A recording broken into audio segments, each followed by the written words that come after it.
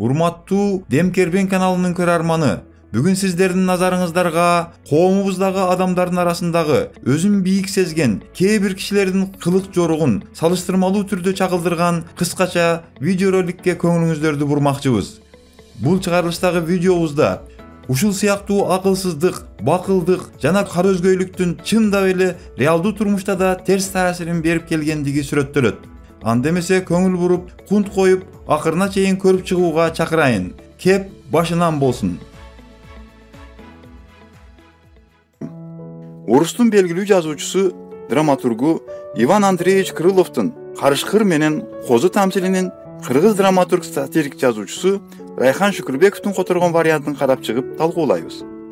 Карышкыр менен Козу. Алдуу алсызды дайым күнөөкөр кылат. Буга мисал тарыхта сандап чыгат. А бирок биз тарыхтан жазган жерибиз жок. Ал эми тамсилде мындай айтылат. Ысыкта суу ичүүгө Козу булакка келди. Козуну ач Карышкыр андан көрдү. Балейни кайдан деп болобу? Козуну жара тартып жейин деп. Бирок оркойтпойн, мыйзамдуу болсун деп Карышкырдын Козуга айтып турган жери.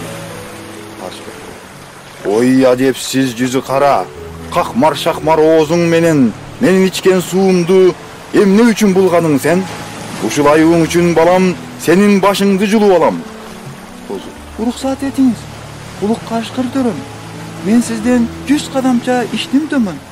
Ылдый аккан суунун жогору жагын кантип була алмак элем? Бас жаагыңды акмак. Эсиңдеби? Өткөн жылы так ушул жерде мени алдаганың. Ой, мен быйыл төрөлгөм. Былтыр мында болбогон. Эки жашабай уялбастан каяша айтканын карасаң мунун. Сен болбосоң акеңдир мүмкүн. Мага жок айырмасы мунун. Силердин койчуларыңар жек көрөсүңөр мени баарыңар. Ансыз да курсагым аябай ачып турат. Дейт да Козуну тиштеген бойдон токойду көздөй урат. Мынакей балдар, көрдүңөрбү? Базганчысы күчтүү болсо, кийиз казык ташка кирет деген ушул болот. Бул тамсилден биз бай менен кедейдин, алдуу менен алсыздын, ак менен каранын, адилеттүүлүк менен адилетсиздиктин белгилерин салыштырмалуу түрдө көрө алдык. Ошондуктан эч качан күчтүүмүн деп күчсүздөргө акарат келтирбешиңер керек экен.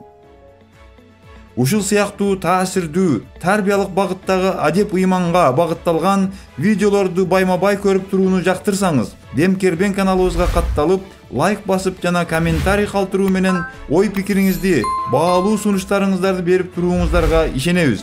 Кийинки видеолорубузда же түз эфирлерибизде амандашканча эсен болуңуздар.